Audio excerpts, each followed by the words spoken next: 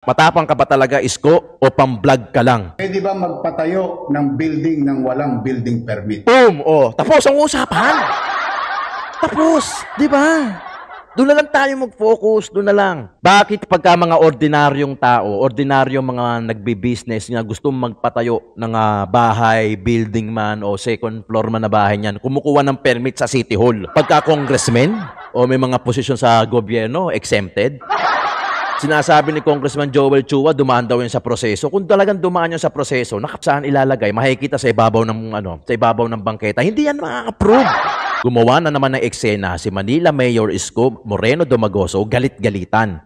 Nakanuot ang mga noo. Alright, what's up mga kayon? Welcome back pa rin syempre dito lang sa Joe Malone TV. Issue ng bayan nating pag-usapan. Paso! Di kami natatakot sa katotohanan. Oh yeah? Boses ng masa aming pinapakinggan. Joe Malone TV, issue ng bayan. Ating pag-usapan, tunay na balita, walang kinakampihan. Sumasalamin sa katotohanan lamang. Mega love shoutout sa lahat ng mga viewers natin dyan, ha? Totoo ang laban, hindi puro drama, di rin chismisan. Lahat ng tanong may klarong kasagutan. Kasama ka dito sa diskusyon, boses mo may halaga sa solusyon. Laging alerto, mapagmatsyag, truth ang hanap, di kami natitinag, walang palusot. Maganda to, pag-usapan natin. Stay tuned mga kayon, ha? Konti lang to. Diretsong usapan.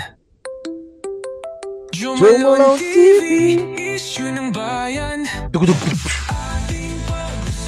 Oh yeah! Mega love shoutout sa inyo lahat. Pasok lang mga suke, ha? Bakbakan ito, promise. Totoo ang laban. Syempre. Balita, talakayan, katotohanan.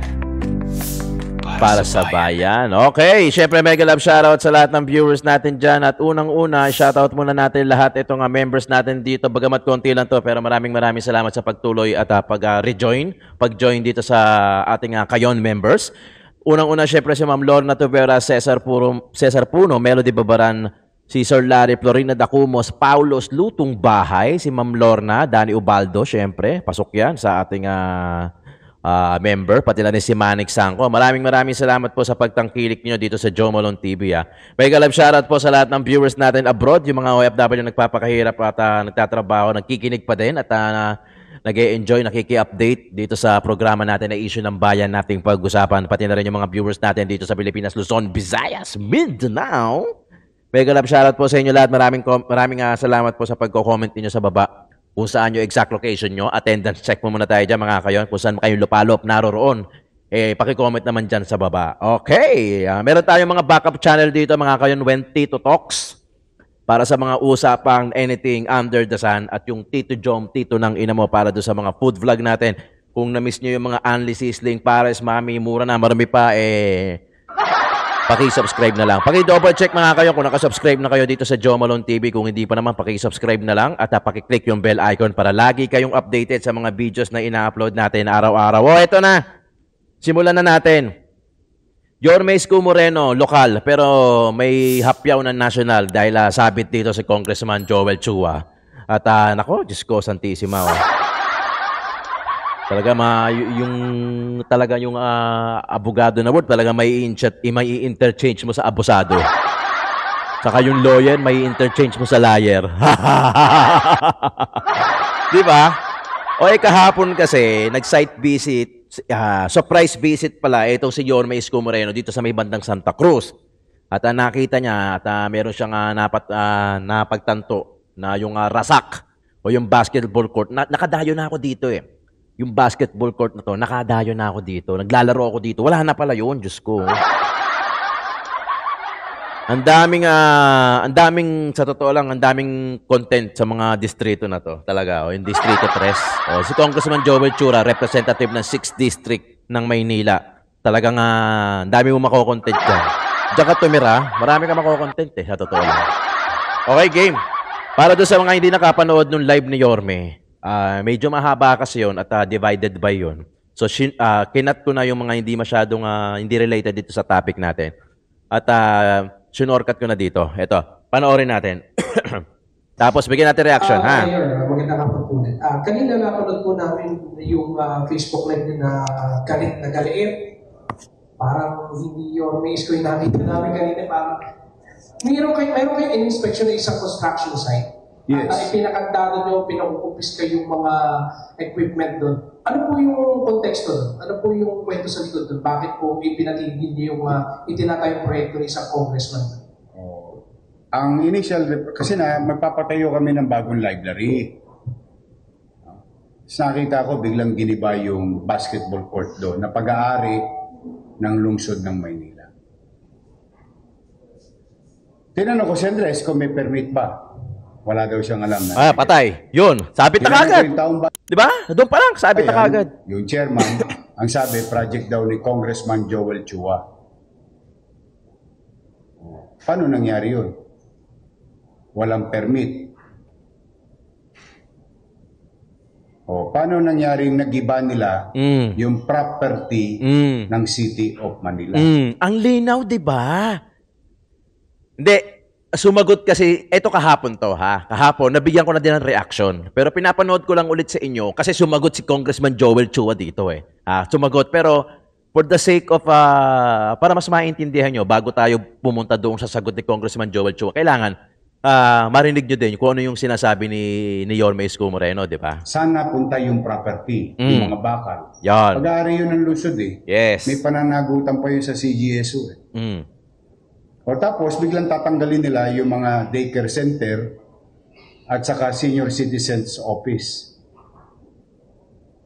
ng City Government of Manila. O ngayon, ay challenge Ayan. Congressman Joel Chua to investigate himself. Di ba? Ang tatapang ninyo sa Quadcom. Good governance kuno. Putang. Talaga. Di ba? Sinabi ko na sa inyo eh. May gobyerno sa lungsod ng Manila and it is called City Government of Manila, not City Congress of Manila. Meron ng gobyerno ang Maynila. Sa totoo lang. O ngayon, pinaresto ko lahat yung mga tao doon at kinukumpiska namin yung mga gamit. And now we're doing what we need to do. Tingnan natin kung may masampulan. Yan. Unang-una ka na sa listahan. Kung bakit ako nalulungkot, hindi pa nadala itong mga congressman. Iniimbestigahan na sila ni Presidente. Yan. Nagka-leche-leche ang flood control sa buong Pilipinas sa pakikialam ng mga congressman. Si Bonoan yan. Sino may sabi? Secretary Bonoan. Di ba? Inamin na nila eh. May ghost project nga eh. Ang trabaho ng congressman, gumawa ng batas. Hindi magpagawa lang ng kung ano-ano. O ngayon, kung magpapagawa kayo, katulad ng ibang congressman dito, yan, sila Kong Ernix. Nagpapaalam, humihingi ng permiso sa building official o sa city engineering. Ina-aprobahan naman namin eh. In fact, I'm gonna tell you, yung di masalang, di ba isasara, gagawin ng DPWH, o humingi ng permiso sa amin, o nagbayad ng buwis, 504,000 pesos. O, anong ibig namin sabihin? Pag magpapagawa kayo, humingi kayo ng permit, building permit. Ang higpit-higpit dito dati, nung araw, 30 square meter, 50 square meter, pinahihirapan nila para bigyan ng permit. Pero itong bilyon-bilyon, daang-daang milyon na project, hindi humihingi ng permit sa city government. Aroy! Now, I'm calling the attention. And you tell him this. Lumabas siya ngayon. Lumabas siya. Bakit lawyer pa yan? And I challenge him. He's a lawyer. Pwede ba magpatayo ng building ng walang building permit? Boom! Oh, tapos ang usapan. Tapos, di ba? Doon na lang tayo mag-focus, doon na lang. Huwag na tayong masyado pang magpaligoy-ligoy, magpalabok, mag-spaghetti, magpansit canton, magpansit bihon. Doon na kayo, straight na tayo. Hindi pa siya natuto doon sa pinatayo niyang barangay hall na 19 million. Eh. Di lang yan, Boss Y. Meron pa isa, yung 272. Yung sinasabi ng 19 million ni Yorme Isko Moreno, yung barangay 313, dito yan sa may sa may Santa Cruz din. District 3, yung 4th story, yung tinakpan yung mga bintana ng Arellano High School. Diyos ko, kawawa yung mga estudyante. Public yun, walang aircon yun eh. Umaasa na lang yun sa bintana, tinakpan nyo pa. 19 million, Sinasabi ni Congressman Joel Chua, dumaan daw yun sa proseso. Kung talagang dumaan yun sa proseso, nakatayo yun sa bangketa eh. Putulin lang natin. Nakatayo yun sa bangketa eh. Kasi kung kukuha ng permit yan, tapos tatanungin kung saan ilalagay, makikita sa ibabaw ng bangketa, hindi yan ma-approve. Kagaguhan yun dahil walang kung pwede yan sa ibabaw ng bangketa, putya, lahat ng bangketa, tayuan na lang natin para patas lahat. Pero hindi kasi ma-approve, kaya hindi kayo kumuha ng permit kasi hindi ma-approve dahil alam nyo, bawal sa ibabaw ng bangketa, ganun kasimple eh. Tapos ang itatayo nyo, konkreto. Di ba sana kung bakod lang nagawa sa kahoy para pagka just in case na nasita, gibain. Pero bawal pa rin yun. Hindi ko sinasabing tama yun. Bawal pa rin yun. Kaso tinayo nyo konkreto eh. 4-story, imagine kung gano'ng kalalim yung foundation yan. Magtatayo ka ng 4-story building, syempre may foundation yan sa ilalim. Hindi naman yan pwede sisemento mo lang, nagaginato lang eh. Di ba? Poposte mo ng gaganon lang. Ibabaw ng bangketa eh. Sinasabi mo kung kumpleto sa papeles. 313 pa lang tayo Barangay 313 pa lang tayo. Sinasabi mo kompleto ng papeles. Kung kagang kompleto ng papeles yan, hindi yan ma-approve at lalong-lalong hindi yan matatayo. Tapos sasabihin nila, hindi kanila. Lalaki ng mga pangalan nila doon. Isa pa yan. Sabihin na natin hindi sa kanila. Okay, hindi sa kanila. Pero ba't nandun yung pangalan? Anong ibig sabihin? Yung kalaban mo, ang nagpatayo, tapos gusto niya ilalagay yung pangalan mo? Ano, gago?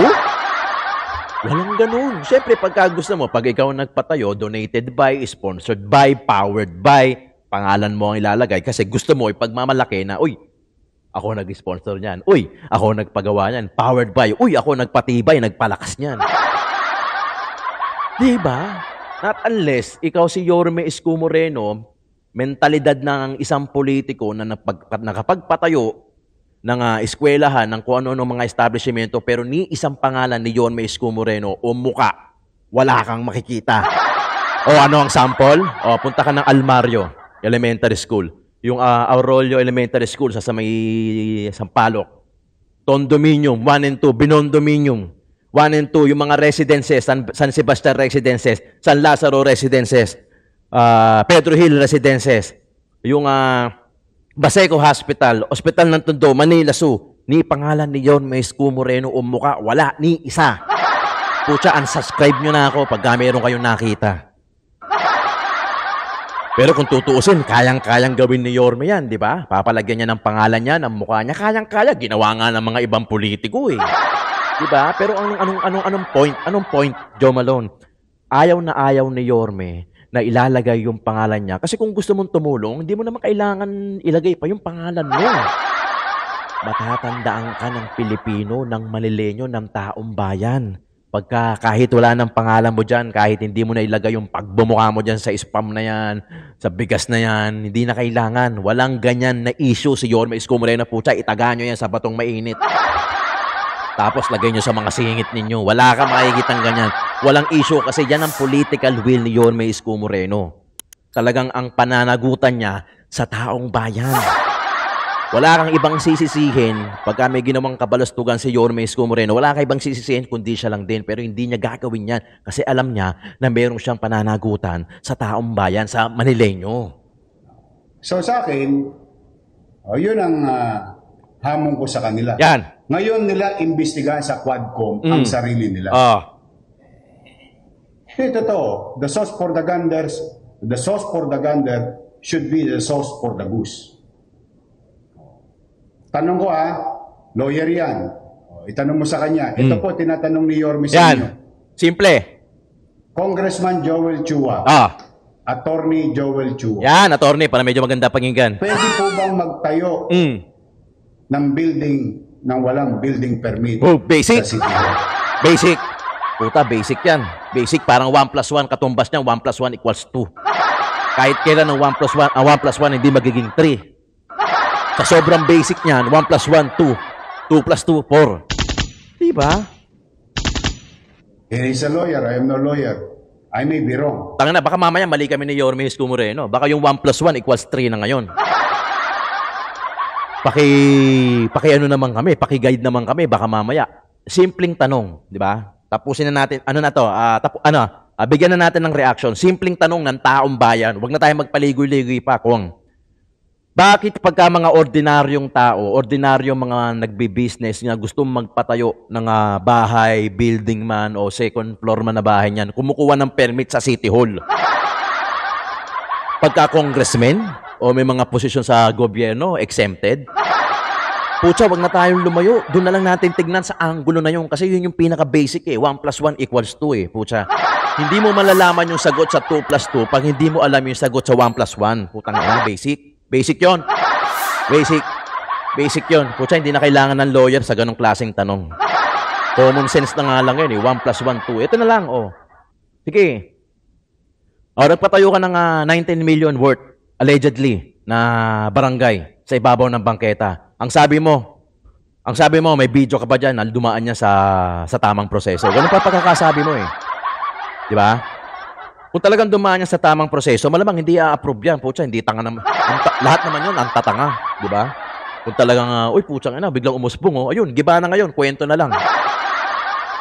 Bakit magiging, hinarangan mo yung bintana ng bintana ng mga public na school na yon, yung Arellano High School, naiinitan yung mga estudyante. Public yun Walang aircon yun. Ang may aircon lang dito na public, yun ay ang eskwelahan na ipinatayo ni Yorme, yung Arroyo Elementary School, saka yung doktora dito sa may Sampaloc, yung Alberto. May mga aircon yun, pero public yun.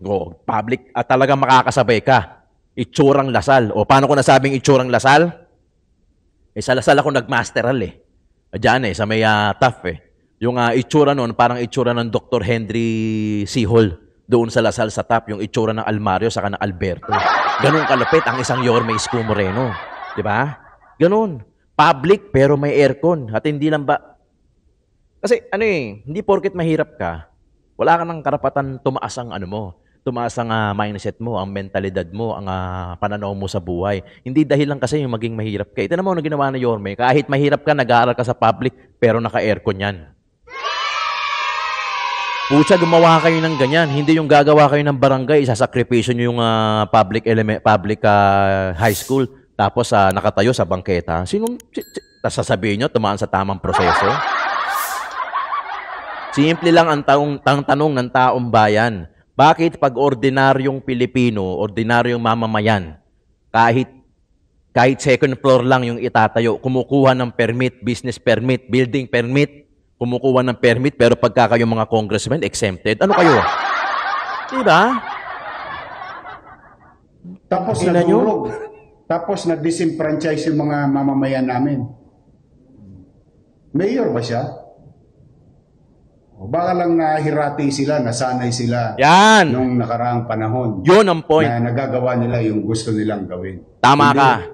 Tama ka, Boss Y. Kasi nahirati, nasanay na, okay lang kaya Mayor, kasangga naman natin yan. Rubbing elbows naman natin yan. Kaya hindi iimik yan. Okay lang yan. Pwede naman natin paliwanag yan. Makukuha sa hilot yan. Inabot ni Boss Y. Inabot ni Yorme. May gobyerno na sa Maynila. Biriin mo. Alam mo, maraming maraming nasasabi na ito, saan daw magbabarangay yung mga ginibang barangay. Bakit? Di ba? Bakit?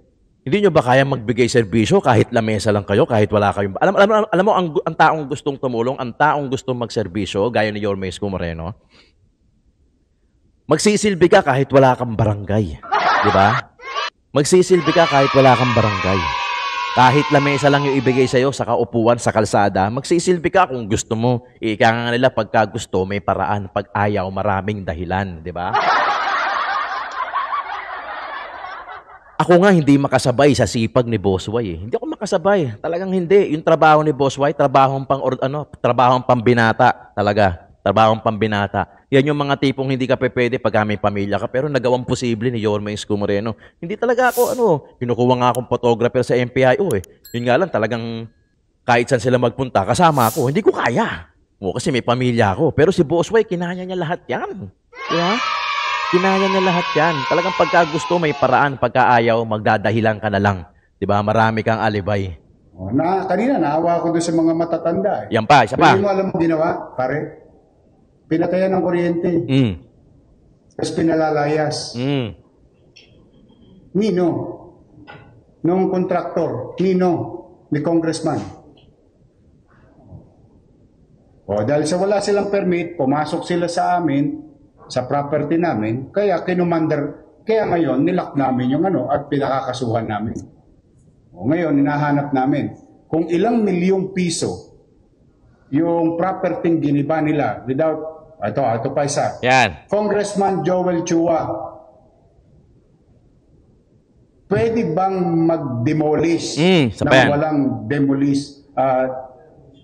demolition permit? Permit pa rin. That is my challenge to them. You tell that to Congress. Di ba? Okay, cut. Cut na natin to. Okay? Cut na natin. Pag gagawa ka, mag-create ka, syempre kailangan mo ng permit. Pag magigiba ka, syempre kailangan mo ng permit. Baka mamaya makadisgrasya ka eh. Syempre may mga standard dyan. Okay? May mga standard dyan. Pakita na natin. Medyo mahaba pa kasi itong video na to eh. Pero pakita na natin yung sagot ni Congressman Joel Chua. Kahapon yan medyo maliit eh. Pero ayan, August 22, that's today, okay? 2025, official press statement. Attorney Joel Chua, okay? Makikita nyo yan sa Facebook niya. Makikita nyo yan sa Facebook niya. Kaso kakarampot lang yung followers eh. Kaya magdududa ka pa na, sa kanya ba to? Kasi konti yung followers eh. It only miss lang na konti lang yung sumusunod sa'yo. Okay, basahin nyo na lang doon yan dahil hindi ko na rin mabasa dito dahil masyado maliit. Pero yung caption niya, puntahan natin, okay? Puntahan natin. Ibibigyan natin to ng Okay, ito. Ayan, sana makita nyo. Ayan Congressman, Attorney Joel Chua. Okay? Ayan na sinabi niya. Mahaba to eh. Mahaba to. Sige. Sana makita, mabasa nyo. Pero babasahin ko sa inyo. Okay, ito sagot niya. Tapang din eh. Ang Sentro Comunidad de Santa Cruz ay isang matinong proyekto para sa tao. Hindi dapat sirain para lang magpasikat at gawing vlog content. Okay. Doon pa lang mali na eh, di ba? Doon pa lang mali na. Akalain mong may shooting ng pelikula kahapon sa Santa Cruz.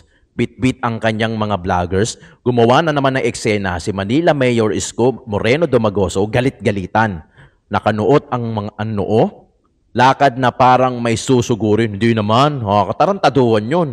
Drama-drama sa harap ng mga nag-uusyoso. Lahat po yan para lang sirain ang inyong lingkod. Matagal ka ng sira, attorney.